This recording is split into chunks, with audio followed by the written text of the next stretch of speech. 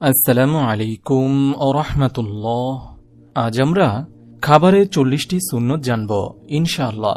সুন্নতগুলো হলো: নম্বর 1, খাবার গ্রহণের আগে ও পরে 2 হাত কবজি পর্যন্ত ধৌত করা সুন্নত।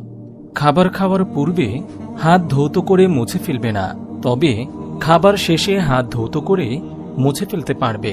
নম্বর 3, খানা খাওয়ার সময় বাম পা বিছিয়ে দিবে এবং ডান পা খাড়া রাখবে, অথবা 2 হাঁটু খাড়া রেখে কিংবা 2 হাঁটু ফেলে 2 পায়ের উপর বসবে।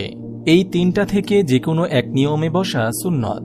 খাবার শুরুতে বিসমিল্লাহ বলবে। নম্বর 5, বিসমিল্লাহ উচ্চস্বরে পাঠ করবে যাতে অন্যদের স্মরণ হয়ে যায়।